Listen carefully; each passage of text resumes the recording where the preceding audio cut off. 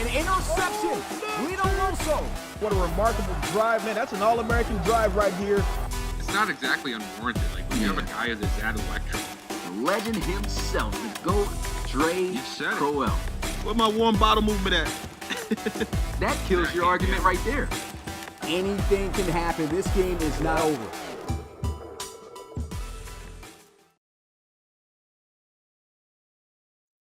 What's good? Ooh, got a scene up, man. Ain't supposed to be up yet. What's good, Relocation Football League fans? It's your boy Smitty out here, solo dolo with it.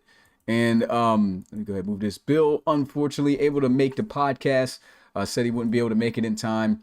And, you know, I said I wasn't going to speak on this, but I'll make it brief just so, you know, I know guys in the Discord know about it, but for guys outside of Discord, I'm pretty sure some people would ask, you know, where would Mix be at? But just wanted to make sure I dove into this just so people would understand that, you know, things happen within the Discord.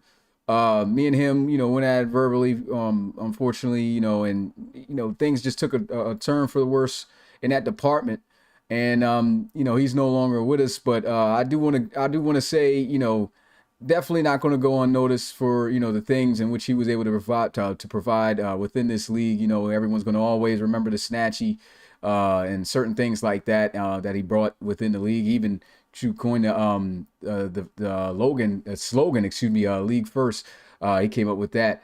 And other little things, you know, like league rules and development, things like that. So even though me and him, you know, like I said, me personally, like with what happened, I just can't, you know, that's not going to work out for me. But all I will say is at the end of the day, his contribution to this league will definitely not be forgotten.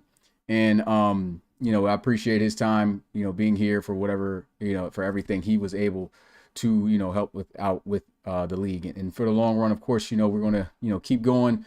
But league will definitely, you know, have his presence still around with the things he was able to, you know, bring within. I see guys probably in the chat. Some guys, he said showing stuff. Oh, yeah, my part. Yeah, Christian Cross. Yeah, and I'm not going to get into it too in detail because at the end of the day, like I said, I'm not here to, you know, tarnish his reputation or anything like that. I don't even do that for guys who don't deserve it, you know. But, you know, I just wanted to make that announcement. I know guys would sit up here and ask, probably be like, well, I haven't seen Mix for a minute. Where's he at? And that's just what happened. You know, sometimes things happen like that. You just got to, you know, it is what it is and you got to move on. But like I said, definitely don't want to have it be where, you know, he's just completely forgot about because, you know, at the end of the day, we do got to move on. It is what it is. But he's definitely made his contributions, you know, towards the league, and he will always be still remembered for that. But as for, you know, us, we still got a show to run. We still got a league to run. We still got things to do. We're in week 14, week 13. We got to recap those games. We also got to go ahead and talk about our week 14 predictions, who we got this week. I mean, we're getting closer and closer to the playoffs. We're just over a month away from the first round. So it's getting real in the RFL.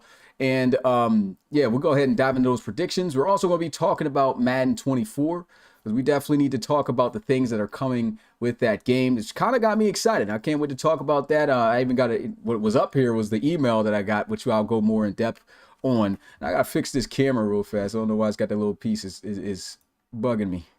But let me go ahead and hit that alt. Wow. Okay. Hopefully that didn't get too far. No, that looks good. All right, cool. But yeah, let's go ahead and dive into these games. Okay, week 13, we had a full slate of games. We had 12 games, 12 total games this week, and it was a lot of bangers. It was a lot of bangers, guys. We'll go ahead and dive into them. Okay, the first game, this was a division rivalry game. I mean, we expected the Voyagers to win, especially, you know, no shot or anything towards Santana, but, you know, he's a rookie quarterback. Were we expecting this guy to turn up and, you know, come up with an upset and throw for 4 touchdowns or do whatever and defeat the Voyagers with the defense they got? No. They got the all-time, well, the league leading sack leader defender off the edge with Carter Delahart, right? And, you know, they were able to get in the backfield significant amount of times there to Javier Santana. Made him uncomfortable. But one thing I will give Javier Santana credit for is the fact that he didn't turn the football over passing. He did fumble the ball off a sack. I will say that. So that was one turnover. But at least threw 1 touchdown. Didn't throw any interceptions. Had over 200 yards. I mean, I knew he was under 50% passing, though. But I guess you can expect that when you're talking about the Houston Voyagers defense, right? I mean, the Voyagers may be 7-5 right now, but this Houston Voyagers defense has been having teams bottled up and destroyed just about all season. Still, despite the struggles, I think they're having more of their struggles on the offensive side of the ball. But Glenn Hay, over 300-yard passing day, had 2 touchdowns. The run game couldn't really get off. I think that's been the biggest struggle for the Voyagers this season. They really have not been able to establish that run game. And we know they utilize multiple backs. You got, of course, right now, Gunnar Witt, who was the leader with 14 carries for just 28 yards, so a 2-yard per carry average. Then, of course, we have the hero from last year, Artemis Morton, who is I believe that's their leading rusher, but he doesn't even have many yards. I don't even think he's got 500 yards rushing. So they split the carries up and everything, but it's just not as dynamic on the ground this year for the Voyagers as it's been the last few years. And Jackson Hunter is continuing to turn up, man. So, and shout out to Jackson Hunter, was a great addition to this team offensively as a wide receiver. And he's leading the team in receiving as well. But the Voyagers get it done 26-7 over the Salt Lake City Pioneers. I don't think this is a shock to anybody. Pioneers going to fall to 5-7. Voyagers keep their playoff hopes alive, now sitting at 7-5. We'll go ahead and quickly move on. Also, DJ Evans, he's been playing pretty well. He had the long touchdown there for the Salt Lake City Pioneers. Moving on to the Friday game, and we'll pretty much get past these games fairly quickly because it's only going to be me talking tonight when it comes to the game. So I'll just give my take on it, what's going on, what important points to talk about when it comes to these teams, things in the future, maybe playoffs situations and things like that. But yeah, so we move on to this game. Thunderbirds, heavily injured within this game, but hey, you got to play who you play. Steamers weren't playing around. 27 points put up on the Thunderbirds defense. Of course, had 3 key defensive players missing, all starters. Wayne Norman was out a few weeks before, breaking his ribs. Then he had broken fingers in the same practice by Daniel Severio and Alex Morincola. And so they had nobody really at the linebacker position other than Jaron Gray. And then you had ESJ just out there. Bill Stevens, pretty solid cornerback, but he's still no Alex Morincola. Monk has been that guy. And against this offense, you knew they were going to get it done. I mean, Reed Wagner able to throw for 3 passing touchdowns. How about that boy, Amir Williams? 27 carries, 139 yards rushing. He didn't get a touchdown, but one thing he did get is 1,000 yards for his first season. Let's get hashtag Amir in the chat, man. It's just been a phenomenal bounce back. Now, I guess you can call it a bounce back because his rookie year, he didn't fare too well average-wise, and just really wasn't it, the first year. But to bounce back the way he has this year, to have his team sitting at 12-1 right now, 1,000 yards rushing after just 13 weeks within the season, Amir Williams is playing outstanding football. And I think that's a big reason as to why the Steamers offense has been looking this great, guys. I'm going to be honest. I mean, the pass game is always going to be fire, right? You got 3 ability wide receivers outside, Romeo Jackson, JJ Vaughn, and Jake Pride, right? And then, of course, you got an all-time great quarterback. And Pat, correct me if I'm wrong. I don't know if you're here, but I'm pretty sure, because he's usually our stats guy, I think before he said that that Reed Wagner is the all-time leading passer in the RFL at this point. And if that's the case, this is just a recipe for success on offense. I mean, even Eric Reese, the tight end for the Steamers, has over 600 yards receiving, close to 700. So when you're looking at that is nothing but pure ammo on the offensive side of the ball. And now you mix in the fact that your second-year young running back is running for 1,000 yards already in week 13. I mean, that just goes to show you just how powerful this offense is, and almost impossible to stop. Now, I can understand the Thunderbirds defense was banged up. It was banged up. They missed 3 guys. Do I feel like this would have happened this easily at all with those guys in the mix? No. I actually had the Thunderbirds winning this game before the injuries happened, even if they were just without Wayne Norman. But I still will say they look good even though they were banged up. It's still not that easy to do what they did against the Toronto Thunderbirds defense. So the Memphis Steamers and Justin Jones, they really got something going on there. They're looking like the clear-cut #1 seed in the NRC, right? And the Steamers, this is just a tremendous bounce back year, man. Didn't make the playoffs. We knew it was one of the most talented teams last year. Just weren't looking great.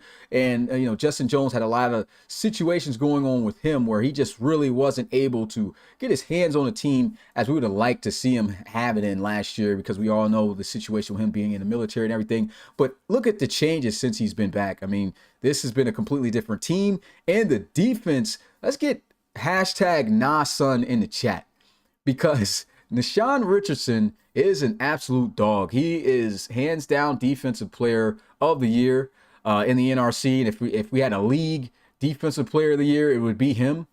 He's not leading the league in sacks no more. I mean, Carter Delahart's got 19. He's got 17. But everything else, I think he's going to break the tackle for loss record. Dude is a stud, man. You got a player like that on defense and a complete Pro Bowl offense like that. The Steamers are next up, man. I'm just saying it now. Still got to battle through a fully healthy Thunderbirds team, within the future, or even maybe later on this year. Still got to play the Explorers. Those are still the top dogs, right? But, at the end of the day, they are young, and I think they're going to be around for a minute competing. So the NRC is not on lock like it used to be, and the Steamers are showing that, man. And as for the Thunderbirds, LC3 just really couldn't get too much going in terms of moving down the field with the big yards. He had some pretty solid throws and things of that nature. Did get picked off 7 interceptions within 2 weeks. Of course, the week before this, he threw 6 interceptions to the Columbus Explorers and their loss. And so this is 2 losses back-to-back for the Thunderbirds. If I'm a Thunderbirds fan, am I sweating this? Not necessarily. I would feel some kind of way about this upcoming week if they lose it now. I mean, they're at least getting one of their guys back, but we've known for the history of the Toronto Thunderbirds, their Achilles heel has been their durability. All right, if this team is healthy, they're winning hands down. The minute that they take losses, they don't have the depth to help secure losing a guy, even one of them. And they almost lost Isaiah Ingram in this game. He got injured in this game. Luckily, he came back. But injuries are really starting to catch up late in the season to the Thunderbirds. And if you look at even the prior years where injuries took place, I mean, LC3 getting injured in the Relo Bowl. They did end up winning that with Kyle Bain when he was there. But, they had injuries not the season after, but the season in season 5, LC3 getting injured at the end of that season. And, they just couldn't really compete in the NRC that season. And they got beaten by the Columbus Explorers. They had to rely on Connor Hand.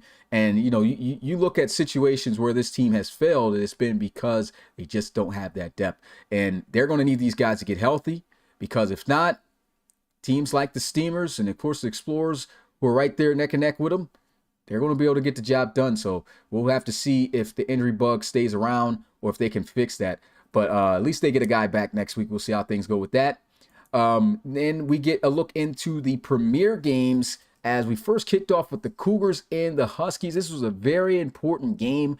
All teams in the ARC North were tied at 7-4. So anybody who won this week and you were facing an NRC North, an ARC North division rival this week, because they were literally, it was the Bulls and the Aviators and then the Cougars and the Huskies. So whoever won, you knew you had that head start. You had that one up heading into this week. And this was an all-out war. Great game. Went all the way to overtime, and the Huskies were able to force 3 turnovers on Geno Gannon. And the last turnover was by this guy here, as you can see on the poster, Tyrone Boss. Got the pick 6 taken to the crib. Touchdown, sealed it in OT, 26-20. Now the Huskies improved to 8-4 on the season. The Cougars are still technically in it. I mean, it's been 5 straight RFL losses, though, for the Cougars. The Cougars have not won any RFL games for 6 weeks. So that's tough, but they're still in it, and they're still just a game behind in the division. So, I mean, it's a tough schedule still left for these guys to compete in, but we'll have to see how things go there. But, yeah, they fell short. It was a good battle. Contavious Henderson went off. He did his thing. We saw Corey Leonidas have a very solid game on the ground. Hudson Johnson was making some big plays at the tight end position, led the team in receiving yards. Keith Guyton and those guys able to make some plays. I mean, just the usual, just a great back and forth game. Huskies though getting the one up here as they were able to sweep the Cougars and improve to 8-4. Cougars, like I said, still alive. We're gonna see what happens for the rest of the season. They got some tough games, man. They really do got some tough games. We'll see if maybe they can pull a rabbit out the hat. Moving on to the next premier game, we had the Bisons and the Dreadnoughts. Talk about pulling a rabbit out the hat. The Dreadnoughts were stumping on the Bisons in the beginning of this game. It was 14-0. Owen Jack and those guys, were feeling comfortable, fully confident. It was like, hey, we got this game in the bag. And then the Bisons defense turned up. First interception, pick 6 right here as you see the guy on the poster. Sharif Underwood undercutting the pass for a touchdown. Owen Jack was like, okay, I threw one pick 6. Let's go get back into the room things. Threw another one. So he threw 2 pick 6s, and that made it 14 up.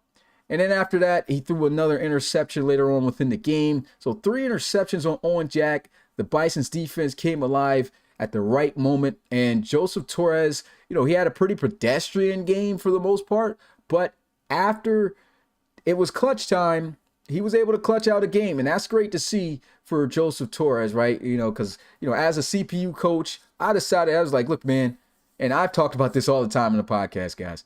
I'm like, hey, if you got a guy this young, I don't care if he's looking like Johnny Manziel NFL version out there, right? Throwing picks, looking terrible, whatever. As long as he's youthful and he's a solid overall like he is, give the man time. He literally just finished out his rookie contract. So I do feel like he's going to have a big upswing later in his career. And he shows flashes of that. And he showed that within this game, at least at the right moment. Had a crazy, little crossbody throw. It was just a weird throw that he made, man. But somehow was able to find one of his wide receivers to set up the game-winning field goal. And I mean, that was great. That was great to see. As for Cam Jones, continue to do his thing. This guy's going to have 100 yards easy. Dude's going to catch it over anybody. He could be in triple coverage. He's going to bag you. He still had his 100 yards. He had one of the 2 touchdowns that Owen Jack threw for. Owen Jack, despite the 3 interceptions, most of his passes was still pretty good, man. 30 of 43, over 300 yards passing. But at the end of the day, Bison's defense, they get the credit for this game, man. Shout out to Mac, man. Mad Mac, might as well call him, because dude was hot. Dude was hot for the L's. Competitive linebacker within the league. His rookie season, he's doing very well. And his defense able to rise to the occasion and split the series here with the Dreadnoughts. They started. This was the first game of the season. Dreadnoughts stumped the Mudhold in the Bisons last time they played. Right. So it's good bounce back. You get it by 3, don't matter how you get it. A win is a win. 27-24 is the final score. That's a big dub right there for the Bisons. Everyone in the ARC South also, just like the ARC North, is tied up. So we don't know who's going to win the South. We don't know who's going to win the North, even though in the North we got some indications. Huskies got a much more easier schedule than everyone else. So we'll see how that all goes. Moving on to the next premier game. Got to play the bell for the Black Knights, man. Gotta play the bell for the Black Knights. I mean, I wasn't expecting them to win the game, but these dudes pulled a Falcons darn near. Like, they were up 21-3. Doing it. They were doing it, man. These guys were up 21-3 over the Black Knights at half. I gotta play another bell for that. That's at half. And then, I don't know what happened in the second half. I'll tell you what happened in the second half. Defense. The Bulldogs defense was lights out, top tier elite level play, forcing fumbles, got interceptions on Jake McCall. I mean, they were just halting drives out of nowhere, for turnovers and everything, and they managed to walk out of this with a 5-point victory, 32-27. Like I said, I wasn't expecting the Black Knights to win this, but I'm gonna be honest. I mean, after you have a lead like that, you're flowing like that at half, you go up 21-3. I'm thinking, Black Knights might got it in the bag. I haven't seen them squander a lead like that this season. Last year they was doing that. They pretty known for that. But man, the magic number I have to say automatically in the RFL this season is 21. I haven't seen a single team this year down by 21 points come back.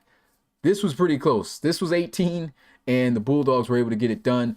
Good connections down the field with Timmy Merritt and his wide receivers, Stanley Whitehead leading the bunch. But I got to give the most credit to Matt Wheaton, the running back. If you saw the way he was running in that game, that was amazing. I mean, he started off the season pretty shaky. He wasn't balling like that. You know, he was running the ball, getting plugged, you know, getting a little 3 yards, but he wasn't really taking over the run game like we saw him do last season. I mean, the guy literally tied the all-time touchdown record in a single season with 21 last year.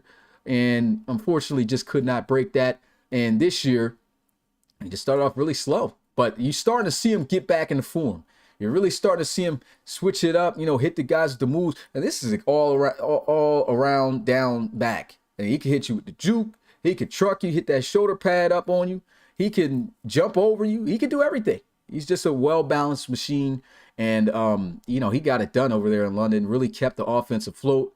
And, when you get the offense afloat with the run game, we see a much better performing Timmy Merritt as well, even though at times he's had his struggles as well.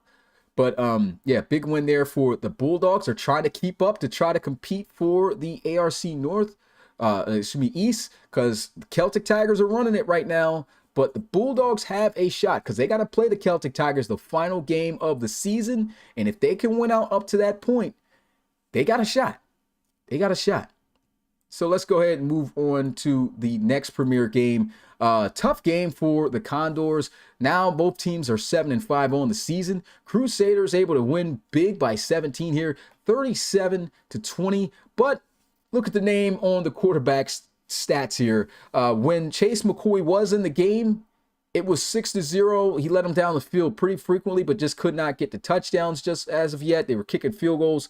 But I will say this, if he stayed in, I don't know what type of game it would have been. I don't think that the Crusaders honestly would have won this game because he really had them moving. But as soon as Chase McCoy got injured, it all went downhill. I was actually excited to see John Bales because anybody who followed the RFL College Series, who watched John Bales back in season 2 in his LSU days, even though LSU that year wasn't all that good, but LSU, John Bales, he had some pretty good moments within his career. I was anxious to see what he's going to do. Opportunity to pretty much, start majority of this game and try to lead the Condors to something. That did not happen whatsoever. I mean, that guy was under 50%, 12 of 28. I got to play the bell for this guy, honestly, because I was actually looking at him as the future guy. I know he wasn't all the way prepared for the moment. He's a low 70s overall guy, but yeah, I was actually expecting better than this when he stepped in. He at least threw a touchdown. I'll get that to him.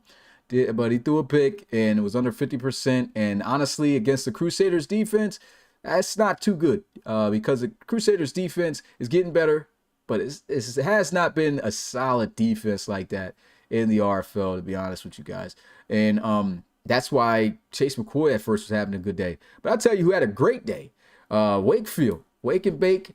Got it done, man. 300+ passing yards, 3 touchdowns, no interceptions. He was shredding up the Condors defense, man, letting it fly, leading in receiving yards and touchdowns. Alexander Cole had 2 touchdowns there, 89 yards, 7 receptions. And, Cornell Mickens is a dog at running back, though. If there's anything that kind of kept the Condors within this game was the running back, Cornell Mickens, and what he was able to do. Had 141 rushing yards and 1 touchdown off 14 carries. Dude was an animal. And he's been a beast all season, double digits in touchdowns, man. Watch out for this guy. Watch out for this guy. It's been a big breakout year for him with the Condors. Moving on. And, man, this was a much-needed victory for Coach O'Brien, man. Let's get hashtag Mitchie in the chat because the guy pulled it off. I was fearing for the Snowhawks. They still got some work to do. They still got to make the playoffs if he wants to be the Portland Snowhawks coach next year. And you could see right here how he was able to get this done. It was big time performance by Jacob McDonald. Led all receivers in yards. Had 10 receptions out the backfield, 2 touchdowns, killing screens.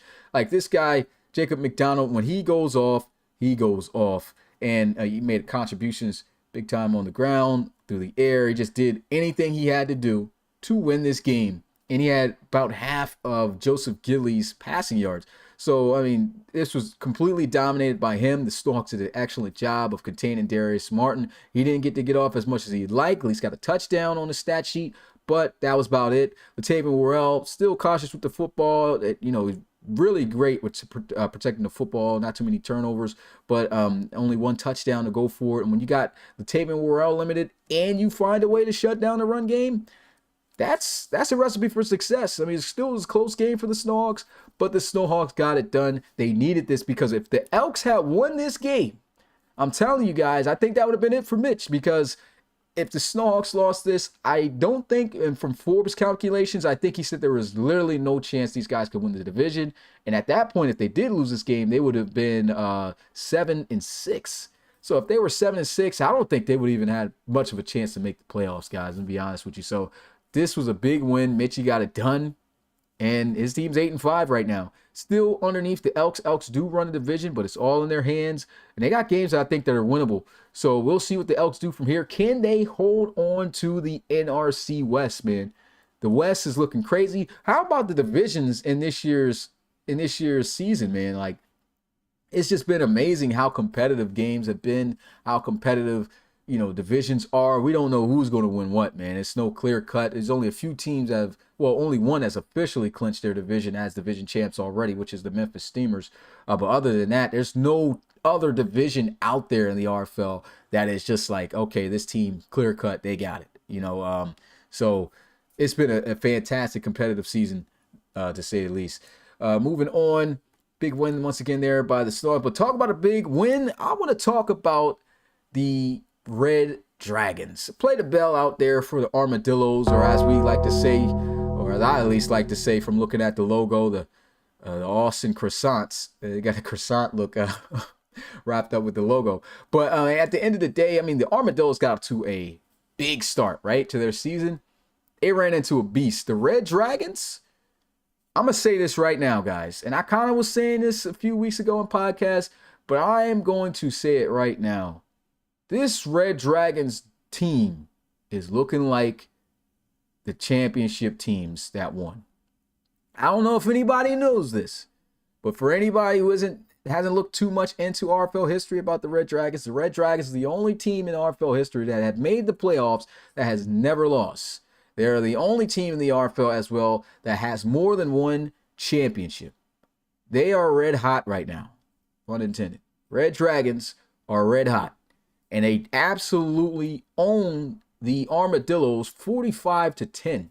It's crazy when you start talking about a team, because this was a team in the beginning of the season. They weren't looking too good either, because the 2 years before that, they were looking horrible. They didn't make the playoffs. And last time they made it was when they won the Relo Bowl in season 5. So it's just like, man, I was looking at this team, it's just like, man, they got all this talent. They're not finding ways to win. What is going on with the Red Dragons? And, it was getting that Coach Davis staying in the same offense. He changed up the offense, and these dudes is balling. I mean, Anthony Savoy, 5 touchdown passes in this game, man. Absolutely shredding it up, over 350 passing yards. DJ Scott had a good average. He didn't have to do all too much. Jaden Desmond, the speed demon, over 100 yards receiving. And, looking at the Armadillos, it's just that this team was just too talented for them. This is the Red Dragons team that everyone right now at this point of this season, if you're in the ARC, even if you're in the NRC, if you make the Relo Bowl, you should be scared. You should be scared of this team, because I'm going to be honest, there's no team in this conference now, based off of what they've been able to do, that this team can't beat. They can go into the playoffs and go undefeated again. They can go to the Relo Bowl and win that again. And it will be Coach Davis to be the first coach in RFL history to win more than one championship. Of course, he didn't win the first one back in season 2 with the Red Dragons because he wasn't a coach yet, but he did win that season 5 one. And 2 years later, no, really 3 years later, here we are. I would be scared of the Red Dragons, guys. I'm going to be honest. Like, these dudes is balling. The offense is looking good. Defenses, it's the Red Dragons, man. Defenses, they got one of the best all-time defenses in RFL history. Anybody who's ever watched the Red Dragons. Charles Raymond's still killing out there. This team is looking great. Also, a big shout-out, because a record was even broken in this game. I don't have the time to make those individual graphics and things like that, but I'll try to see if I can get one that looks pretty fire. But, yeah, interception record was broken within this game. Le'Veon Henry had 4 picks in this game, picking off Chumlee. And guess what now? He is the record with 10 interceptions in a single season up to this point in RFL play. Le'Veon Henry is a dog. Defense is absolutely shut down. And, man, Red Dragons doing their thing. The Red Dragons are definitely doing their thing. Look out for this team, guys. Could be going right back to the reload ball. I'm going to be honest with you, the way they're playing. All right, Desperados and Wizards. Wizards getting it done in Orlando. Leo Moon having a pretty solid game. Only missed 6 out of 27 passes, so that's a pretty solid average right there. Kyle Bain was doing his thing for the most part. Passing. He had a touchdown, no interceptions. Didn't turn the ball over there. 66 rushing yards on 10 carries. Got found in the end zone as well. So doing his thing as a dual threat. But at the end of the day, the Wizards much better this time around because they lost to the Desperados just a few weeks ago. They needed this game because, for one, I guess if you can talk about another division that's got it in the bag, the Diablos, I think, have the South on lock right now. The rest of their teams that they have to play for the rest of the year, I don't see them really giving them any smoke. I think the Wizards, if anything, could. The only way they could is if the Diablos lose out. So the Diablos got the South. And as for the Wizards, man, these guys keep their playoff hopes alive, at least with this win. They move into 8-4. It's a tough loss within the division with the Desperados. We know the Desperados. It's hard. I can say this about the Desperados. They still are a team to look out for, right? They were a team that shocked and upset a lot of teams last year during the regular season, but we already know when they get to the playoffs, which I doubt is going to be this year. It's not even a doubt. There's no way they make the playoffs, honestly, with the way they're playing at 6-7, right? At 7-6 right now. I think they're going to get 8 up for the rest of the season by solid teams. I don't think they're going to pull too many rabbits out the hat, some magic trick wins this year. But they can finish pretty solid, could finish over 500, right? But didn't get it done this time. Still played the Wizards pretty hard. But at the end of the day, Wizards got it done this time around. What I liked about the Orlando Wizards right now, though, is Leo Moon is his development, right?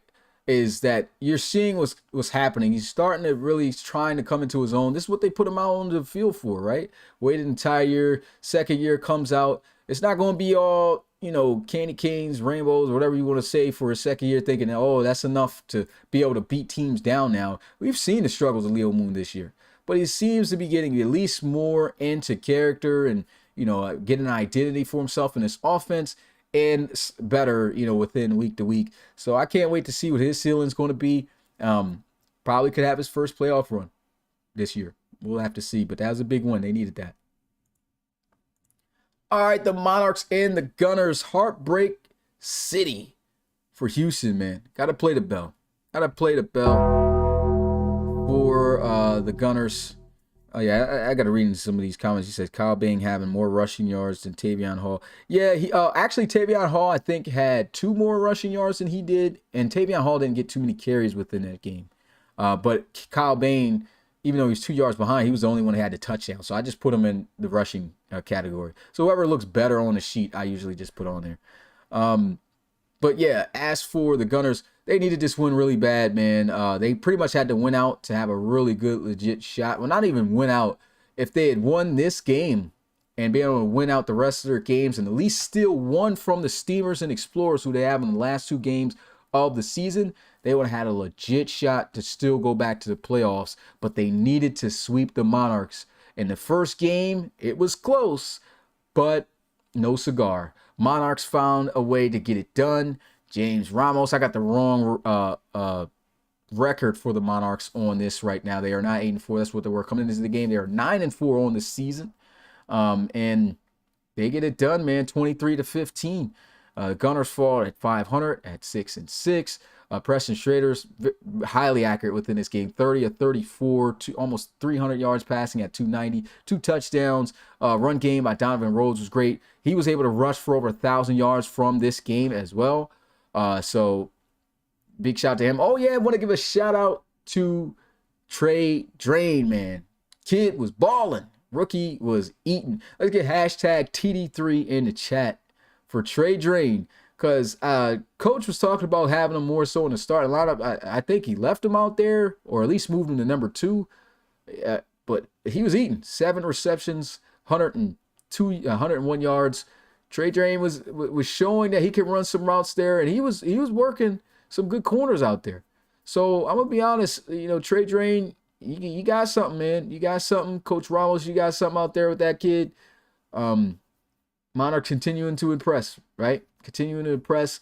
Great job so far in first year coaching for Coach Ramos. Let's see if he can continue to keep this up. Can he get the Monarchs to their first ever playoff appearance, man? It's been eluding them, but can Ramos get it done? This is the step in the right direction. Got to see these guys again in a few weeks, but a big win right here. 23-15. Jabri Jackson had a pretty solid game. They did a great job shutting down the run game. When you look at that, Ronnie Nickens is 32 yards on 13 carries. DeAndre Can turned up, though. He had 115 yards and a touchdown. But the Monarchs were able to keep a lid on that explosive offense and get the win. Great job, Ramos. All right, moving on. Big game for the Bulls. The Bulls are now 3-0 in the ARC North. This is crazy because it's a lot of teams that we didn't expect based off of how things a little bit were going in the beginning of the season, or a little bit based off of last season, that we're going to be flipping the script and getting better like this. Talked about the Red Dragons, right? Now let's talk about the Bulls. The Bulls were looking pretty bad. I mean, you take away 3 losses, these guys were 5-4 at that point, and you take away the auto win at that time, so they was probably lower than that. So they were negative in RFL play. The last 3 games these guys have been in, which is the rest of their games, including those for this season, is all ARC North Division rivalry games, which means you're not playing nothing but dogs that know you best. And the Bulls are 3-0. Coach Baxter has got these guys rolling. Devin Wade playing some great football now. He's more accurate. You can clearly see now with a coach having the faith in him and actually putting those attributes and putting work and developing him is changed things, right? Devin Wade's 27 years old. Of course, he's a little bit still more on the later end of his career, but like he still has a high ceiling, great attributes and things like that. Didn't throw a touchdown in this, but was very accurate. Was able to lead the offense. And Brock Melton, man. I don't know if anybody remembers Brock Melton from College Series 2, that undefeated Georgia team, but if you watch College Series back then, you can't forget about Brock Melton. Dog in college, dog in the RFL. Ever since he's been able to touch the field, he's been making plays. 7 receptions, 102 yards. Didn't see the end zone, but if you saw the catches he was making in this game, and dude's just an animal. He's going to be a beast. He's definitely going to be a beast there in Brooklyn. Can't wait to see when, he develops even more and takes over that number 1 lead role when he's even better. What that's going to look like, man, that's going to be amazing. And as for the Aviators, tough for them. The Bulls defense has really stepped up big time, right? They've always been a really stout defense within the RFL throughout their history. We get a look at, Marquise Washington. I think the tide that turned within this game was when Marquise Washington threw that interception. They had some pressure coming, but he thought he had some time. I don't think he saw the defender. It was actually just a real great break on the ball by this man right here, gracing the poster, Tavares Golson. Ever since Tavares Golson has came over from the trade with the Gunners, dude's been eating. He's been eating, man. Tavares Golson is not an all-time pro for no reason. Definitely going to be a Hall of Famer within the RFL. And dude is just continuing to make plays. Had a big-time pick 6. Took that to the crib. And then after that, it was just like, it was very tough battle, right? A very tough defensive battle where in the end, that turnover made the big significant difference. And the Bulls walk out of this 25-13 over the Aviators with the victory. Now they're 8-4 on the season. And from that win, they are now also ahead of the Huskies because the Bulls are undefeated in the division. Huskies got their 3rd win, so they're 3-2. That Bulls and Huskies game, not this week, I don't believe, but the next week is going to be lit. Big implications on that. You don't want to miss it. So that's definitely going to be a game that's going to get flexed. Coming up this week, there's games that has been flexed, and we'll talk about those. But yeah, Bulls getting it done. They stay on top of the ARC North at 8-4, tied with the Huskies. Huskies got an auto win though, and Bulls, I think they got a game coming up this week in RFL play. So they want to stay sharp. Got to continue to win. Every one of their games are within the division though at this point. So Bulls, every time you win one, it's big. Keep the momentum going. Let's see if Baxter, how he finishes out, man, because this has been interesting. Like I said, season's getting crazy. And for the final game of the week, the Dublin Celtic Tigers, they're looking to still put that pressure on the Bulldogs. They beat the Bulldogs earlier this season, and from that, they were able to still continue to catapult and get big wins on the year. They're 11-2 now after a 38-21 victory over the Orlando Sentinels and Coach Tour. And the Sentinels, man, have not been able to beat the Celtic Tigers for 3 years now. It's 3 straight seasons the Celtic Tigers have swept the Orlando Sentinels. And that's just a tough feat. I mean, but this season was much more difficult for Coach Tour and the Orlando Sentinels than those prior seasons. I mean, these guys are sitting at 5-8 on the year. I don't think many expected that, honestly, this year. That, you know, Sentinels are always a tough bunch to beat, even though, you know, we know about what's going on with the team in terms of it not having the best talent on it, or not building and not doing too well in the draft. But, you know, this year's been rough on them. Celtic Tigers came in there, handled business, absolutely owned the Sentinels, beat them by 17. Justin Jones was throwing incredible throws within this game. And to me, honestly, he's giving me Crowell vibes, man. He's giving me Crowell vibes with the way he was playing within that game. And if you got that type of leader on this offense like that, and as young as he is, I mean, the sky's the limit. This is the reason why the Celtic Tigers are the most winningest team within the RFL when it comes to total wins. I mean, these guys they're always going to get you at least double digits in dubs. And right now they've already got that. And so if Justin Jones continue to go like this, their big three starts to go off like back with Drake Crowell, which is usually, let's think back, Drake Crowell, Worsley, and Matt Niani. Now it's, of course, Justin Jones, Worsley, Matt Niani. But there might be another factor as well, because the same guy that Justin Jones didn't really necessarily like on his team, when he heard the news of the trade, Ross Deardorff turned up crazy in this game. He's been turning up this season, been turning up even last season for Justin Jones. 6 receptions, 104 yards, and a touchdown. Just a phenomenal performance. Worsley over 100 yards. It's just a perfect day you want to see. Doing the big threes balling for Celtic Tigers, 9 times out of 10, it's a dub. And that's what it was. DeAndre Wilkins Jr. played some really good football, though. I'm going to say that. He did throw a pick, but 3 touchdowns, 277 yards. He was moving down the field pretty good and made some really good throws. I got to give that to him. Rob Schultz had a big catch. You know, the Dutch continues to, you know, ball and do what he does. And the Celtic Tigers made Jay Morris a non-factor. And the success for the Sentinels, when they're successful, is Jay Morris. When Jay Morris has a great day, more times than not, they find a way to succeed. Didn't happen, though. The Celtic Tigers have historically been really good at shutting down runs. So that worked out in their favor. And, of course, they got that sweep. And that is the recap of Week 13. And we're about to go ahead and go into Week 15. Oh, shoot. Let me see. I mean, Week 14, excuse me. I'm moving into other things here. I'm trying to make sure I clear this out. Okay, there we go. Because I had last week's stuff still in here. I was like, where all this stuff come from? All right, so that's the recap. Let's go ahead and get a look at the top 10 power rankings. I'm going to let you guys know this right now. He said, well, let me go ahead and look in the chat a little bit, because I haven't been able to interact too much with you guys. Let's see you guys' thoughts since I'm out here solo dodo. I got the time. He said, got a strong, close back. Yeah, pushing. They talk about CT is too good to be a dark horse, but they are. Yeah, CT's scary. CT's looking scary. Oh, Smitty is smitten again by CT. Hey, man, CT, man, and old wheelchair guy is still getting it done, man.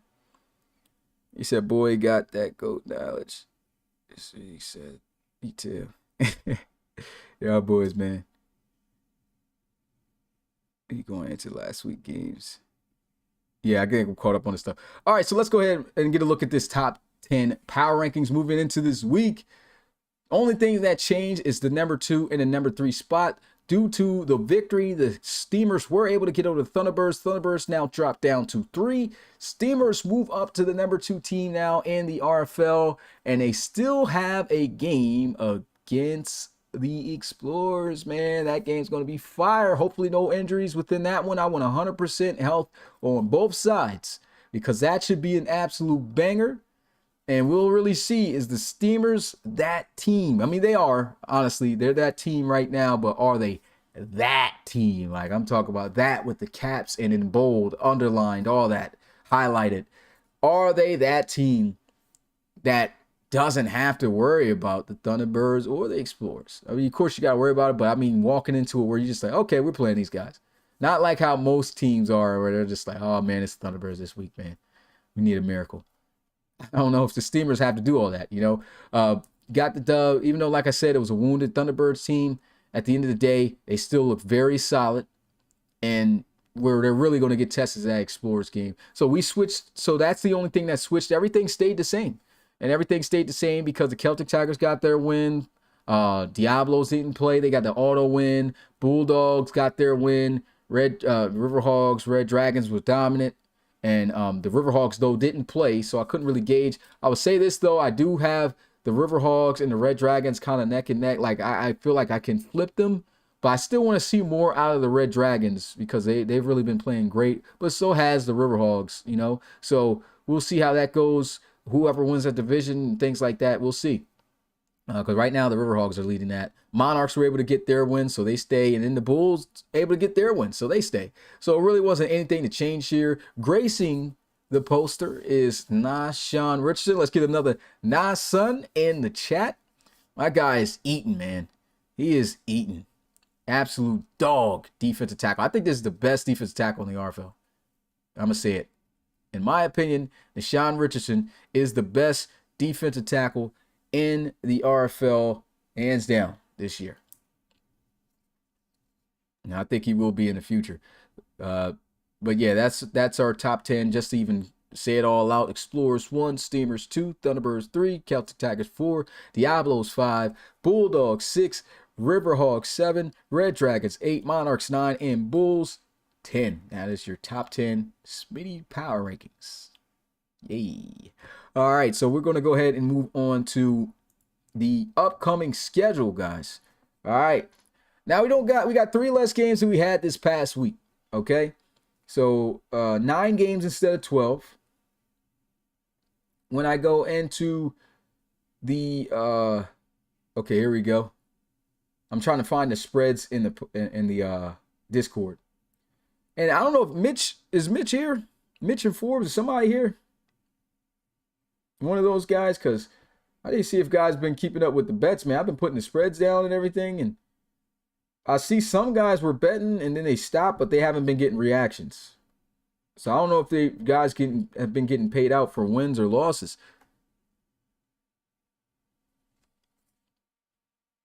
Nothing?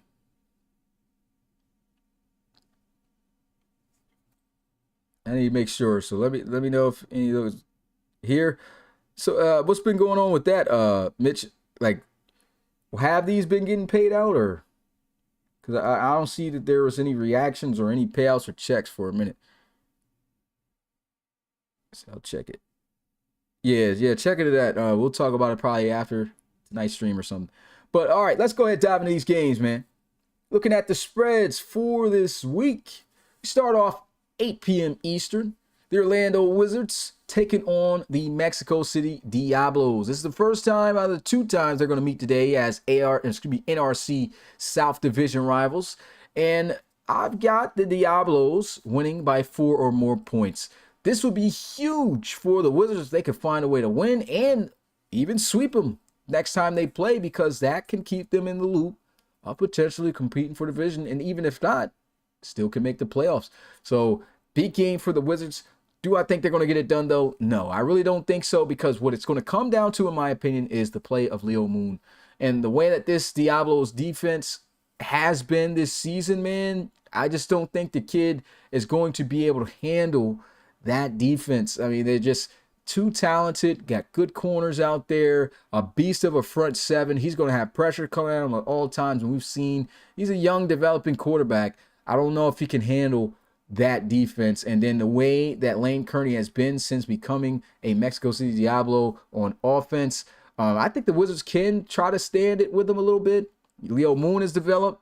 Lito Loso has developed as a great corner. He's got 4 interceptions on the season. Look for interception number 5. I know he is. And, you got even the rookie out there, Howard. But, of course, he's a rookie, still developing. But I think there's a way that these guys still have a good shot of slowing up the offense a little bit. But I don't think they can really hold it down for too long. Pico McCullough's going off. Leading touchdown rusher right now, and Madison Axel, 13 touchdowns, is a beast. It's tough to contain, but I think their run defense is going to be pretty good. I think where they take the L is Leo Moon's not going to be able to produce enough offensively, and then their defense is not going to be able to stop the offense of the Mexico City Diablos often. So I got the Diablos by 4 points.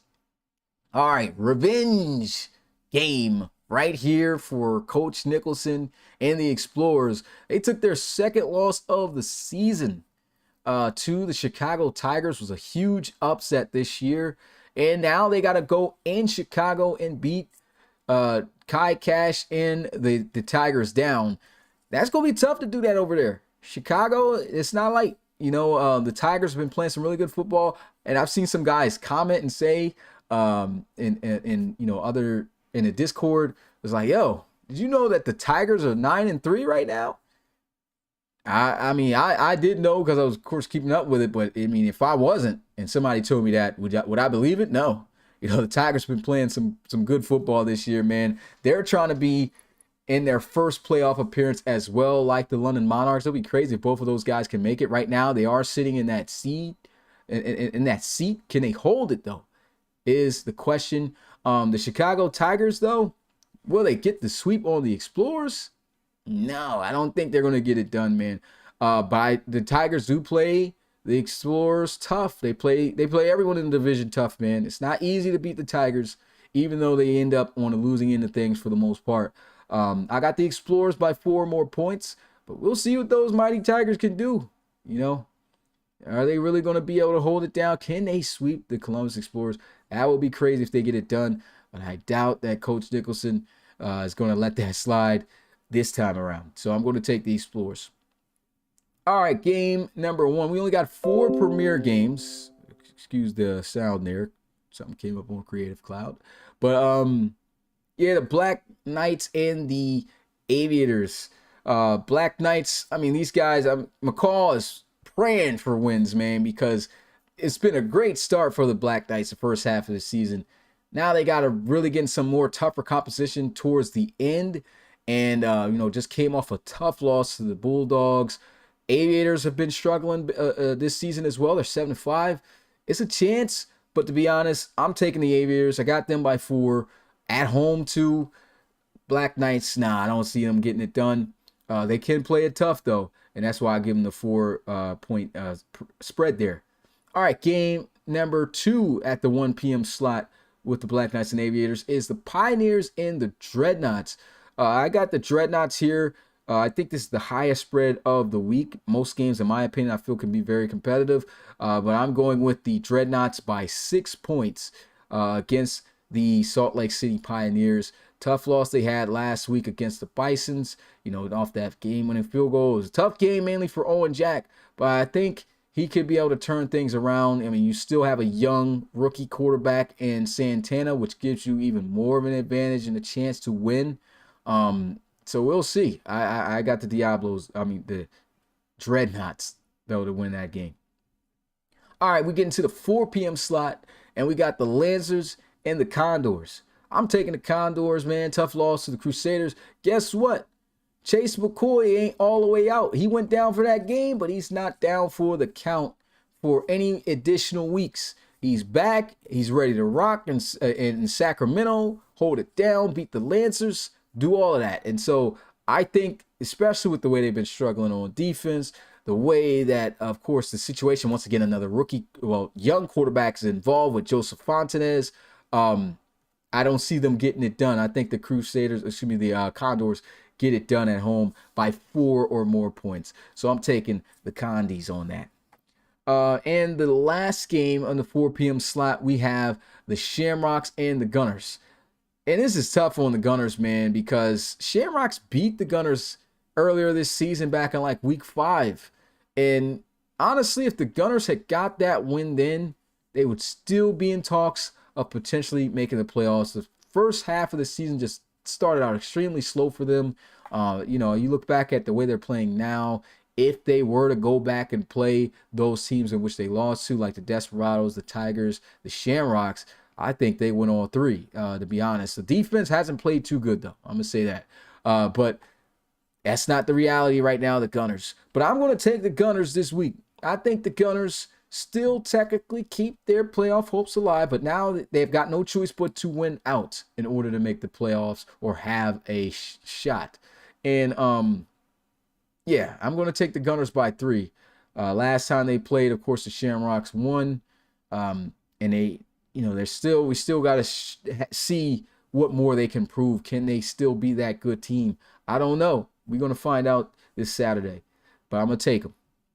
So that's it for our premier games. And then we move into our Super Saturday game, which is a big ARC North Division rivalry game. And I will play, I would say it's tough right now for the Cougars with what just currently happened now without a coach. I also, from that, was unable to do anything training-wise because once, that was handled and I got back into the file, it couldn't do any training. So the CPU has done all of that. I don't know how it's going to turn out. All I could do is mess around with the depth chart, mess around with that a little bit. Cougars, guys, if you guys want to go ahead and talk with me, see what's going on. I can get in the VC, after this. But, yeah, the Cougars here at home taking on the Bulls. I got the Bulls, man. Got to take the Bulls, of course, with that uncertainty. I actually had that anyway before the situation due to just how the Cougars were playing. The Bulls are just extremely hot right now, and I'm taking them by 3 or more points. I think they go 4-0 in the ARC North. Nothing too much that I could say there. It's really going to depend on, what all happens there. Geno Cannon, can he play a sufficient game? Can they be able to run the ball a bit more successfully? It's a lot on offense that these guys got to get going. And also on the defense side of the ball, can they sharpen up as well and keep Devin Wade and those guys in check? It's a lot they're going to have to deal with against the Bulls on the road, despite having that home field advantage. Moving on to a big game here. The Barons and the Thunderbirds go at it. Now, usually this is hands down Thunderbirds. I'm still taking the Thunderbirds in this. I'm not saying I'm not. I got the Thunderbirds by a spread of 4 points. And the spread's still pretty low, mainly because they're still missing 2 key guys. There's no Alex Morincola, which does concern me quite a bit against this offense and the way they've been playing. And there is also no Daniel Severio, so they'll still be pretty weak at the linebacker position, but they do get a linebacker back, and it is their top dog, Wayne Norman, who I think is still going to make a big difference for this defense. But like I said, missing that secondary corner is going to be something to look out for because got to respect the Barons wide receivers now. Amari Emanuel, speed demon.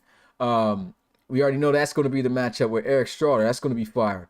Then you got Laquavius Machiavelli, Q-Pop, dog in his second year.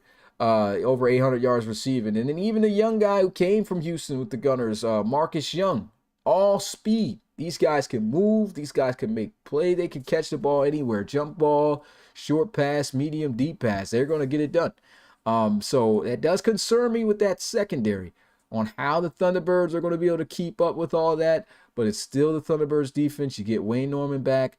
I think they have a good chance to still keep this offense in check.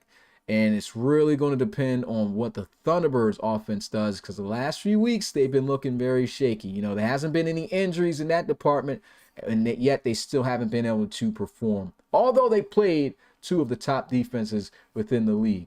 So we'll see how that goes. Will I rank the Barons in that department? No. Can they be good at times? Yes. they'll have to be good if they want a shot at winning this game. We'll see what Roland dials up for this week. And then we finish things off with this big game right here. Armadillos and the Miners. Last time these guys played, there's already a bit of a rivalry between these two teams, mainly because of the quarterback situations. Chumlee, a former Miner, took him to the playoffs a few times, couldn't get it done within the first round. Coach Dunn says, ironically, I'm done. And that was it for Chumlee. Traded him off, traded away AJ Pestock. Still has one of the top defenses in the league with that move. Has a young quarterback in Miles McCain who's starting to really and quickly get into a rhythm of being that franchise quarterback, man. He's just showed tremendous improvement. And so this is a completely different Sacramento Miners team that the Armadillos defeated way back in week 2. So, and with the rate in which the Armadillos have been going, they've been taking losses for some time right now. They're sitting at 8-4. I know that sounds good, but in RFL play lately, that's where they started getting those losses, and they're not having a lot of momentum coming into this one, despite having the home field advantage.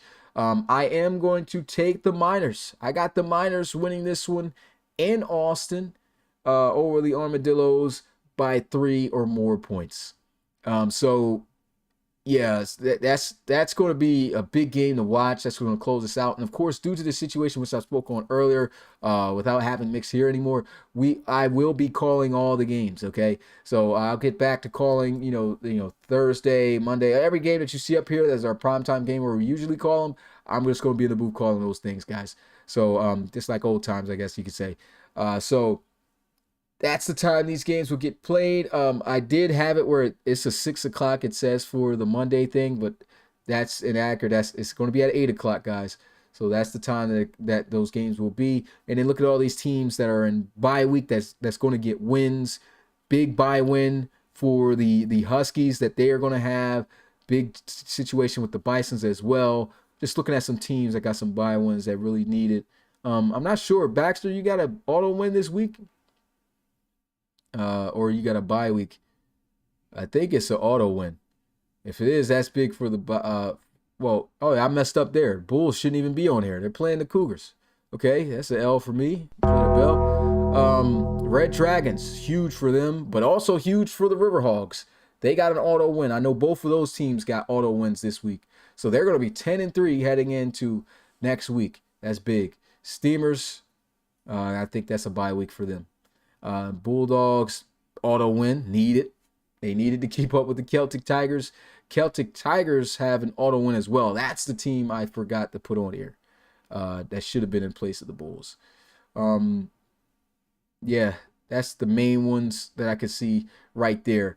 But that is it for the schedule of this week for week 14, man. Of course, I've already posted that on social media. Feel free to comment on Instagram. You know what you guys thoughts, who you think's going to win, all of that. All right. Now we're going to go ahead and move into before we get into fun facts with Pat. The main thing I want to talk about now is the Madden 24. Right. So I pulled up the email, and this is the email that I got from EA. You know, they're talking about the Madden 24 beta. I always have optimism for Madden to finally get it right in terms of, just excellent gameplay, which I know they have the capability of delivering and things like that. And I ain't gonna lie, guys. I know I get excited every time they put out things like this, right? But I'm really excited because it sounds different to me, and it sounds like they got no choice to deliver because of competition, right? So about the beta thing, you can see here your single-use code for Madden 24 closed beta will automatically be sent to you email in June. Prior to the start of the beta, there is no need to sign up for a code or for a beta through any web partial or additional offer.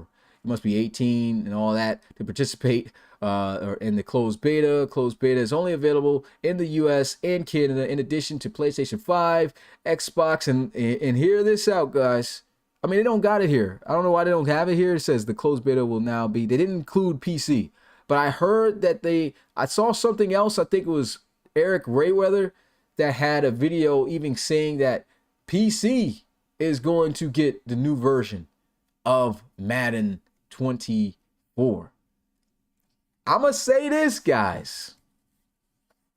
If that happens, even if they don't deliver on the customization, you guys already seen what we did with the college series. You guys already seen what the PC community can do with those things. If that happens, it's going to be huge. You can just about bank on having one file with an entire season played with all the teams in one file, man. I hope that we get that, man.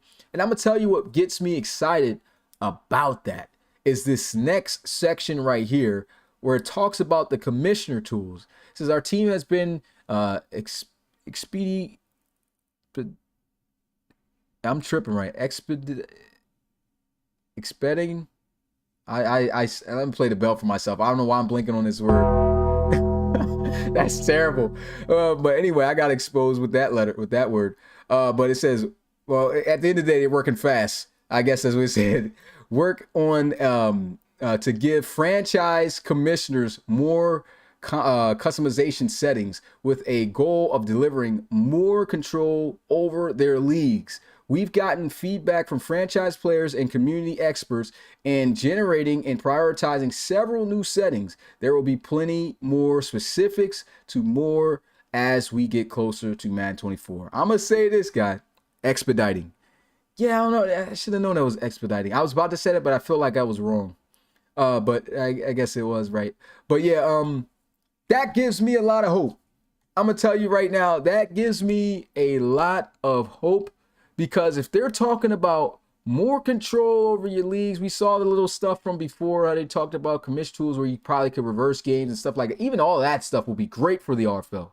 But this will be amazing for the RFL if we get create a team and all the teams can be within one file. I think it's going to happen, guys. I'm not guaranteeing anything. You know how we get with the G word.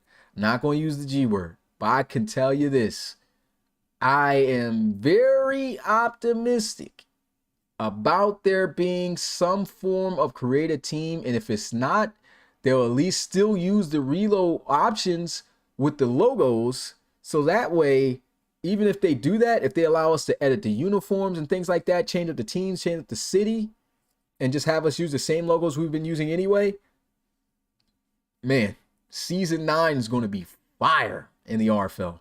I'm very, very excited for, at least from what I'm reading. Now, when a game comes out, that could be a completely other different thing. But I feel like with the heat that's coming with competition, hearing rumors of them not even probably even, you know, having the exclusive license of the NFL. I don't know, man. I'm excited. I'm going to be excited. I'm always excited for Madden 24. You guys know I've been saying for the next Madden. You guys know I've been saying for a while, you know, this Madden's going to be better, you know, and I kept a shoulder on my head, but this might be the date I've been looking for, man, because what this is going to do, if they do bring that to Madden, this league is going to be boom, fire. Don't want to miss it. If you're part of the RFL right now, dog, I'm telling you, this might be the glory year coming up. Might be the glory year. We might even get even more, you know. Of course, we know Madden's got its issues and its situation and stuff that's been happening, at least the last few Maddens. But if they get the gameplay even more sharp, they get the those features within the game, more customization, man, that's all we need over here. You know, for simulation style game players, that's all we need over here. Let's get hashtag League First in the chat, man. I would love to have this. And it says, what's next? I think it says, please keep your email address up to date. Okay, yeah, that's keeping it where you're talking about the email and everything. And yeah, here's the thing right here. It says closed beta. Xbox, PlayStation, and PC. There it goes right there. There goes the PC thing I was talking about. Right there. So PC is going to have it, guys. Who knows? Maybe we could spin off into that. I already talked to coaches about that situation. I think a good majority of our coaches has PCs now anyway. Decent amount of them. If not, y'all know it's gonna be probably the same deal as it was for the PlayStation 5. We're probably gonna have a grace period. But I'm gonna tell you what, if they got a really good customization mode where you don't really have to get on PC, I probably wouldn't get on PC. The only reason I would get on PC, honestly, if that is to happen, is if they have it where, you know, it's simply if it's not too difficult to manage and we can customize the fields and make our uniforms look even better, which I know we can at least do that. But if we can literally theme out our games with RFL customization, man, it's not even gonna feel like you're watching Madden. Like it's not even feel like it. It's gonna feel like the league's gonna just feel like its own league that everyone's gonna be like, yo, what is this? This is fire. I want to be a part of this. So that's what's coming in the future, man, if these guys deliver. And this has been a long journey, a long wait for this to potentially happen. I think the golden year is coming up, man. I just really feel it. Because then even after this game, guess what's coming, guys? The college football game, man. So, yo, this is going to be peak RFL at its best. And, man, this is what we've been waiting for, guys. This is what we've been waiting for. College series going to be actually on a college game. Every team in one file, full customization. Oh, my goodness. RFL is going to be lit, bro. I'm telling you. I'm telling you right now. So that's what I wanted to talk about with Madden 24. I'm very excited, honestly, with this news. Man, this is it, guys. Finish out this season. Still been a great season. I don't know who's going to make the playoffs. I don't know who's going to be the Relo Bowl champ. After that, officially the last time we're going to be on the mod. Because I know for a fact Madden is not going to fumble the bag. Or EA is not going to fumble the bag on missing another year of putting out the college game. There's no way. I'm going to guarantee that. I'm going to put the G word on that. If anybody want to bet me, you can bet me. But I put the G word and guarantee that the college football game will come out next year.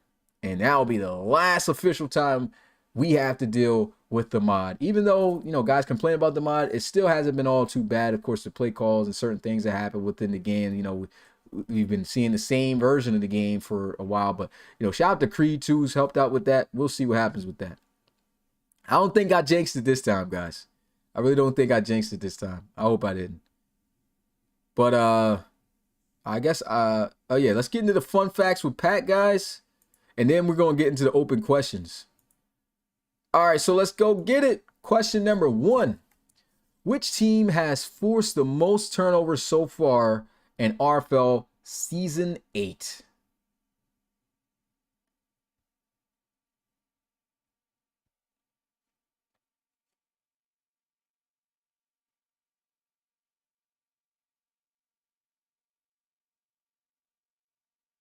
And I see it. Ding, ding, ding. We got a winner.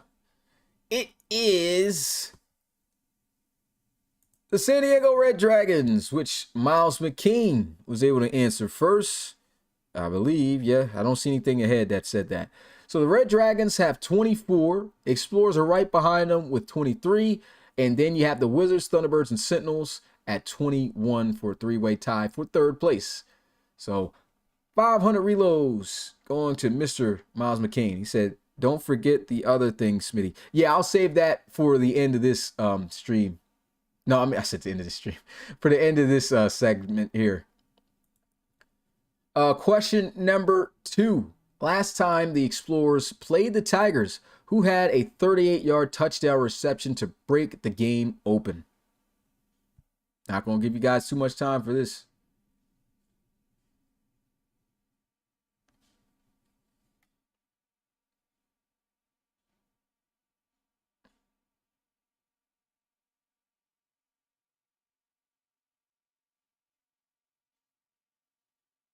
So just happy it's a question within that season, this season. I do not see anything. All right, we got 10, 9, 8, 7, 6, 5, 4, 3, 2, 1. Time. Go hit close. Comment close in the chat, Mitch, if you're there. Oh, we got a guy. we got a guy, and he is correct, Mr. Amir Williams. Terrence Ward, running back for the Chicago Tigers, as the Tigers won in their last meeting 31-15 in Week 11. So 500 for Amir Williams. All right, and our last question of the day, question number 3. Which team has the highest red zone percentage in Season 8, scoring 81.1% of the time? So who's really been getting it done in the red zone? Answer May Shackey.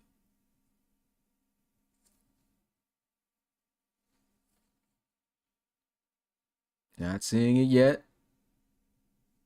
For anybody wondering where I'm looking down at my phone to see this.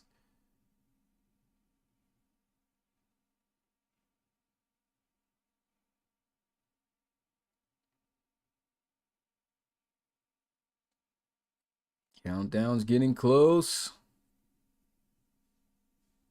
10, 9, 8, 7, 6, 5, 4, 3, 2, 1. And let's get closed in the chat. Can somebody close the chat for me? Mitch, Pat, one of you guys, hit close. Oh, they got it. All right. Too late, man. Y'all gotta be fast on the close unless, you know, you get it on time. Those dudes got it. But yeah, McCain and Amir. But McCain on my listing is shown to have got it first. So he will get 1,000 reloads as Amir Williams will get his 500. The answer is the Shamrocks, who are 30 of 37. I know that's tough. These teams not doing too good this year.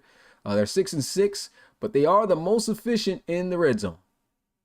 And that's a great thing. Second is the Riverhogs. They're 41 of 51, 80.4%. And then you have the Lancers, another team that has not been playing too well, which says a lot here at third. They're 29 of 37, 78.4%. That says a lot that the Shamrocks and the Lancers are here, because it shows you that the problem with the offense is just getting down there. Like, they score when they get down there, but it's hard for them to get down there. So that's obviously showing what the issues has been for those guys.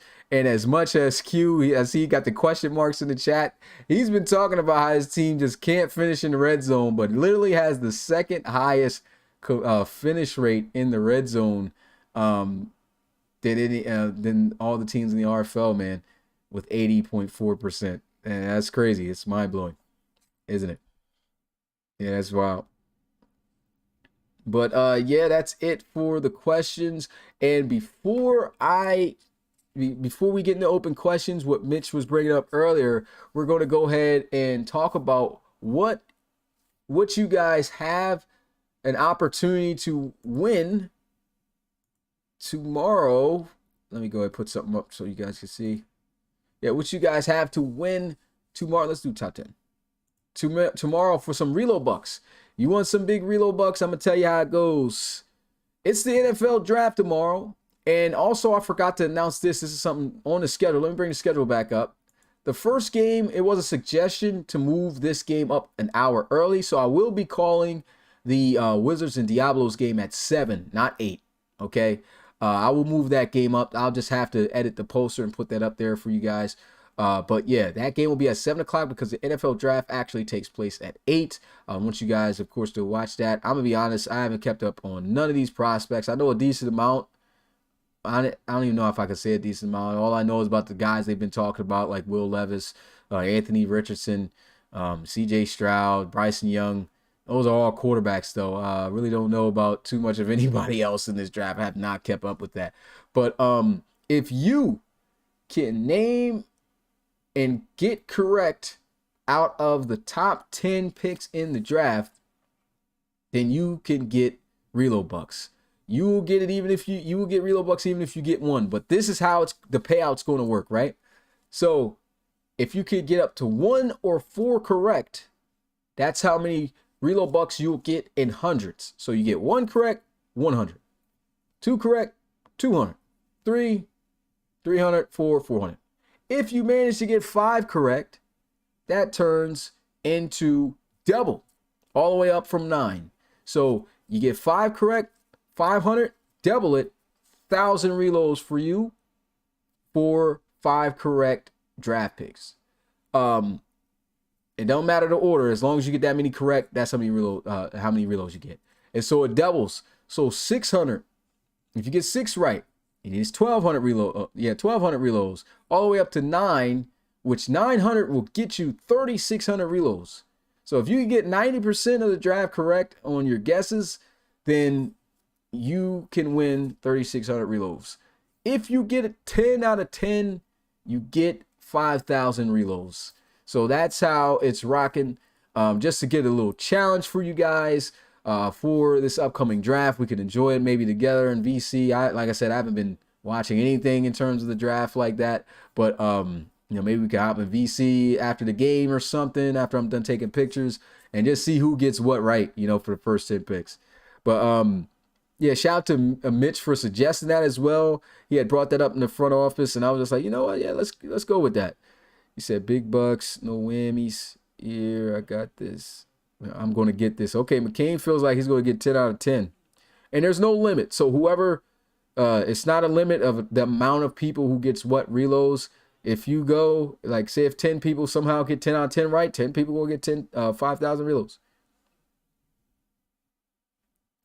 It's easy reloads. You're going to get it regardless. As long as you get one guy right, you at least get 100. RFL draft is always better than the NFL draft. I agree with you there, Pat. So as long as y'all don't follow me, don't follow Mel Kiper, you should be good.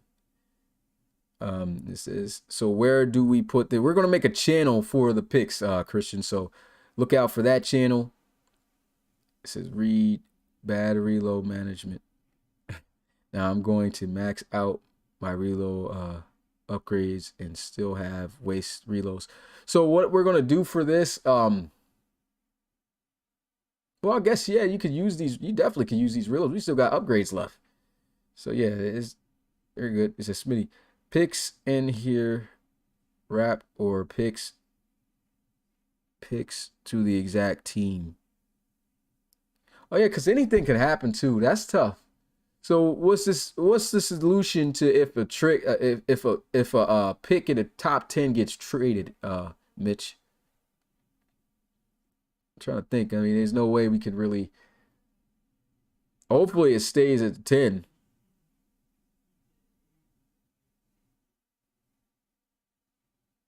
Nah, I'm not with that, Darius. He said, "Let me guess and give the reloads to one of my players." Nah, son. Players gotta earn and put in their work. Should be nothing. If they get the top 10 right, they get the top 10 right. Yeah. But what if it like changes? That's what I'm saying. Like something like cause tonight guys gotta put in what their guesses are. I guess before the draft you could do that, but like say for instance during the draft, just real quick, get to pick number 9 and somebody or pick number 8, 7, something like that. Trade happens. And it's just like, well, I didn't put that down, in my list.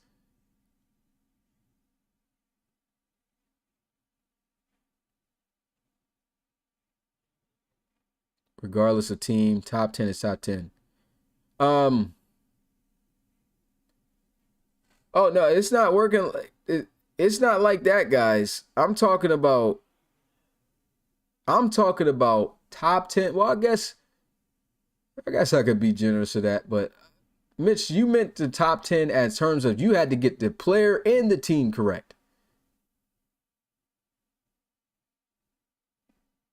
Yeah, I'm pretty sure it's the player and the team has to be correct, which is why I'm talking about the top 10 draft.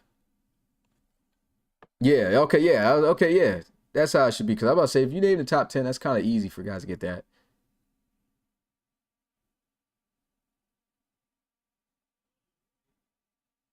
All right, it says, I say you have to just pick the first 10 players no matter what the team draft. Yeah, I think it would be too easy for guys to do that though. I mean, the top 10, I mean, we got the stories on most of the guys is going to be taken. And if it ain't, even if it's not to that team, that's pretty easy for guys to get that.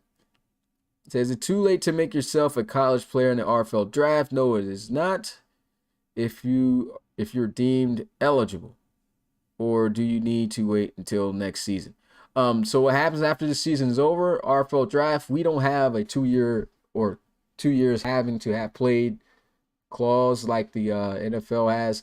You could play 1 year and decide to leave for the RFL draft. Now, there is a little bit of risk to it because if there's a situation where, your player could be a higher overall if you keep him in the college series. But yeah, you have all the way until the Relo Bowl this year to submit a player on our website, relocationfootballleague.com. Make sure you guys pay and read the instructions though, okay? Because a lot of guys get on there and don't do things right, and it costs them an opportunity at either getting in or getting where they want. So make sure you guys do that right, please. So regardless of the team, you don't need to declare what team a player goes to, just a player. Okay, I'm trying to catch up with the chat right now. It says, question is, do they have to guess the exact draft slot? Yeah, okay. And then I'll get to Mitch where it says, yeah. So, well, Mitch is bad. Our way is better. Okay. That's why I asked. Yeah, you got to get the team and the player right. It would be way too easy, especially with the draft coverage and stuff for guys to even like at least get 5 right. And that's like 1,000 reloads easy like that. So you got to get the team.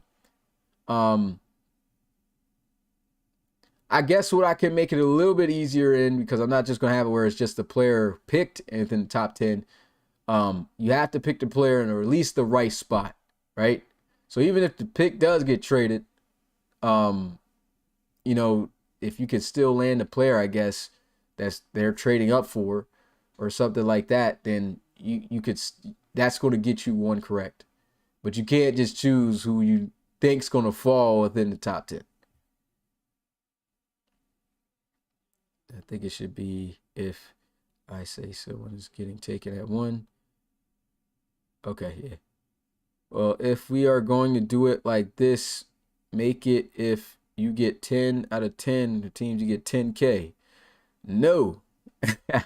Matter of fact, you know what? I can do that because guys getting resetted anyway. So, yeah, I guess that'll give somebody a last little push to get maybe that big upgrade they need towards the end of the season, since this is going to be the last time we're going to be able to upgrade this consistently. So I'll do that. If you get 10 out of 10, 10,000.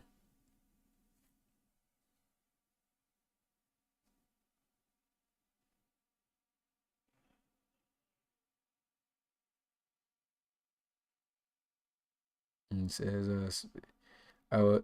it will be worth 10K because getting 10 out of 10. Yeah, we'll do 10 out. We'll do 10K then. Better get those guys right, man. I mean, even if you get 9, I mean, shoot, 36,000 reloads is solid. Get paid that.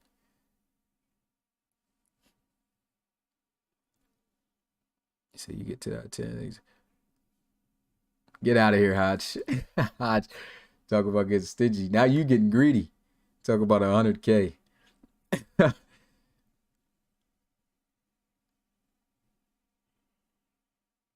You say, hey, you got to, man. You got to act because like, I got a league to run, man. If too many dudes getting money, too many dudes getting upgrades, dudes are going to max out too fast. It's going to ruin opportunities for new guys and, also, entertainment for you guys to grind hard for, your upgrades and stuff like that.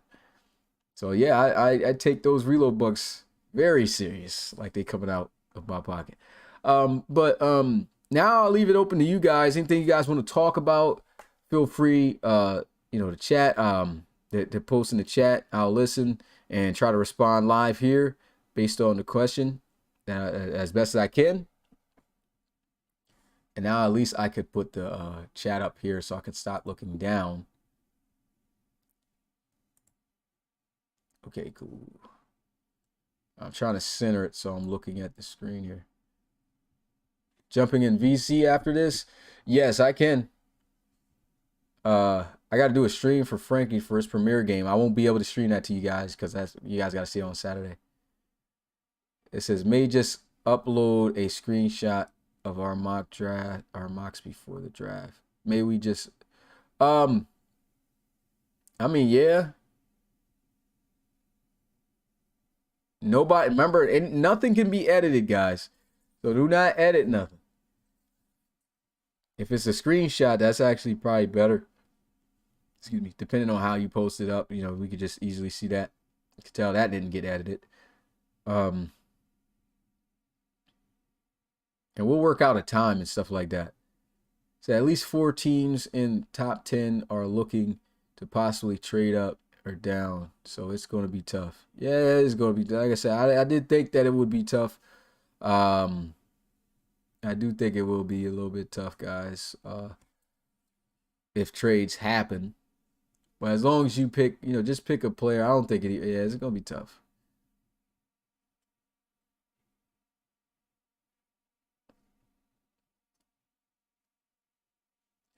I tell you what, man. I tell you what, since dudes are running low on reloads, I'm going to bless y'all with this one, man. Since y'all, you know, y'all talk about stinginess, but like I could tell it's the last little bit coming on and dudes are struggling and dudes is wasting reload bucks on terrible upgrades. Read what packages you're buying and what you would get if you buy it, guys. All right. What I'm going to change now is every one that you get right up to 5. When you get 5 or more right, it's 1,000. So if you get 5 right, 5,000. 6 right, 6,000. 7, and so on. And 10 for the 10,000. I will do that.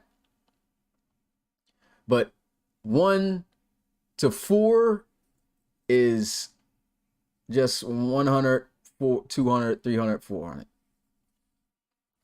Reloads, yes.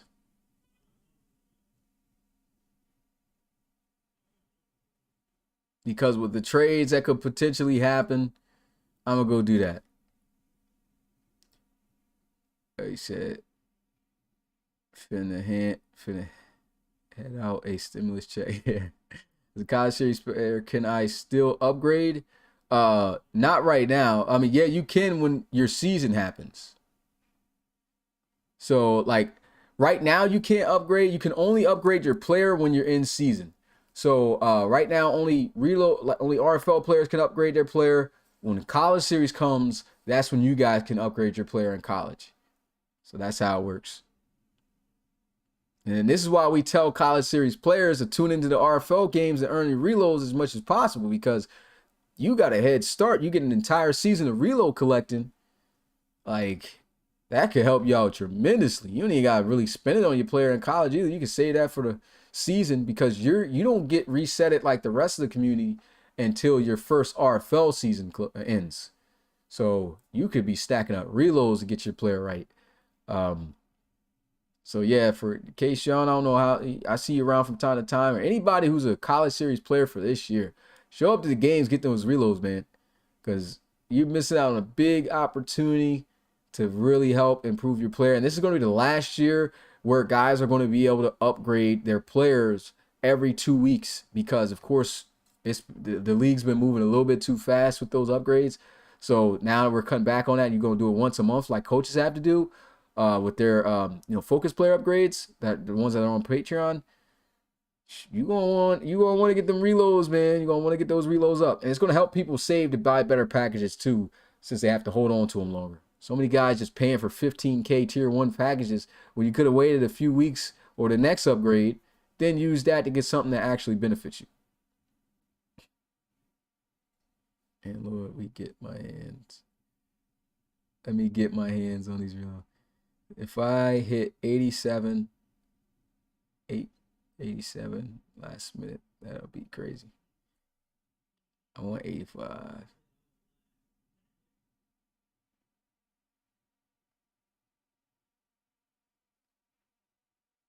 Yeah, once a month. Once a month. Which is just taking away the 2 weeks. So instead of like Yeah, so instead of the 2 weeks, because you guys were getting upgrades every other week, so now it's just you get your upgrade, you don't have that upgrade in that 2 weeks, then the next 2 weeks after that, which will be a month, that's when you do your next upgrade. So most guys should be able to buy good packages from that and not waste it as well. That's a bit of a perk to it. And then on top of that, you're not moving at an astronomical pace, like we're seeing guys who are rookies already mid 80s. Like, just look at the rookies, bro, or the guys who've been here for a second year, what their overalls are. It's ridiculous. Dudes are moving a bit too fast. We gotta slow that down big time, man.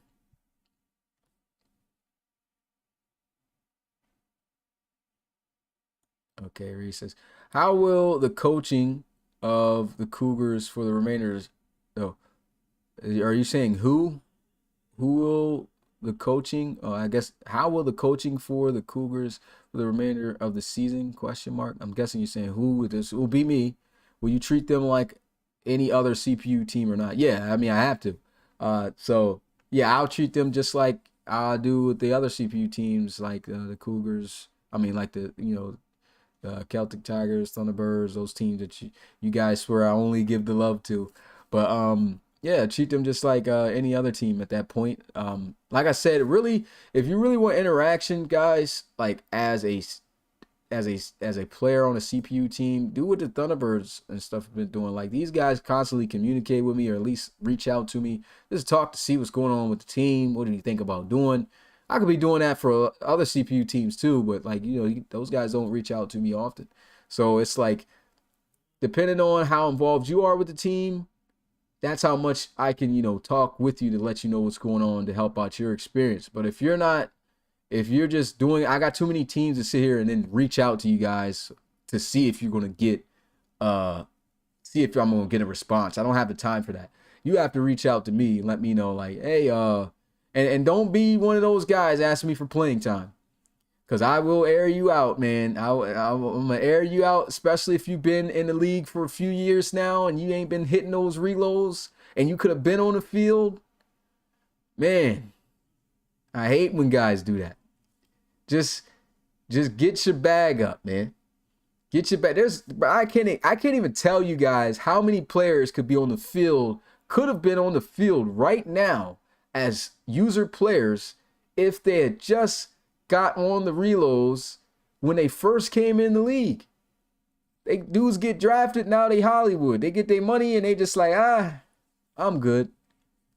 Come on, man. Y'all, it's so many players that could have been playing right now.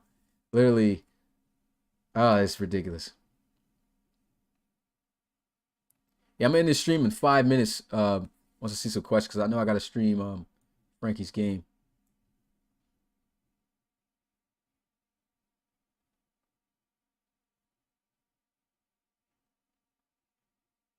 Well, it don't matter. I'll rather, because I have my account,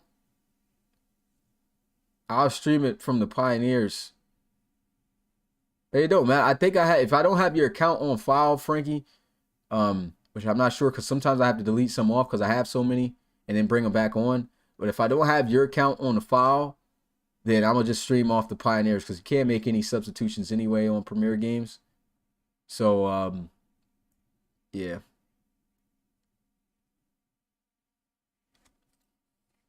So did you create a channel for guys to post their top 10? I'm not sure. Hey, Mitch, well, I'll talk with Mitch and those guys to see. They might have already made one already. I didn't look in there yet. Get your bag up. Yeah, hashtag get your bag up. That's what I'm talking about, Wyatt. Get y'all's bag up, man. And I'm talking about the reloads, not the rookie contract you guys got that y'all somehow, because I know it ain't just the rookie contract that's getting y'all these Ferraris and these cars, these crazy cars that y'all got on GTA on y'all profile picture. There ain't no rookie contract getting y'all that. I don't know where y'all getting the extra money from. I need answers. I need to figure out. Oh my goodness. I need to figure out who's scamming.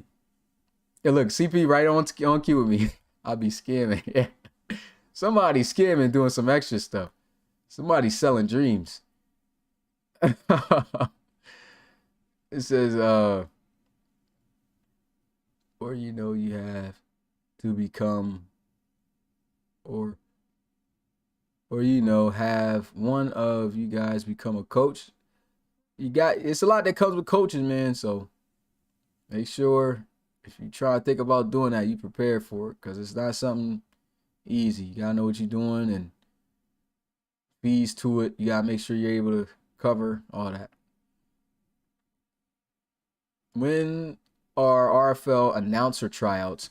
It's at any time, man. I'm not going to say like any time where I'm just going to throw you on the stream, but if you feel like you got the talent to commentate over games, send me some clips. Send me clips, legit clips. The first thing I'm gonna ask you to do is like, hey, I want you to have at least 2 to 3 games where you've called an entire game at the same length in which I do during live RFL games. If you can do that and you sound good to me, I'll give you a shot. Another thing with that is you got to have consistency.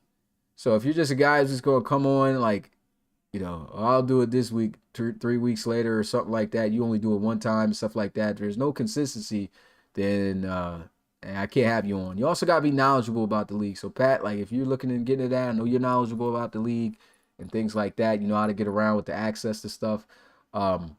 That's what you need. That's what you need.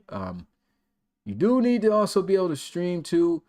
Yeah, because I can't stream. So yeah, that's another thing, Pat. You got to have the streaming equipment, because I can't do it for you because of the way in which we stream. If I was even show you what's going on, your commentary would be delayed. So because of that, I don't want to mess up the production. That means you have to be able to stream the game. So gotta have that equipment.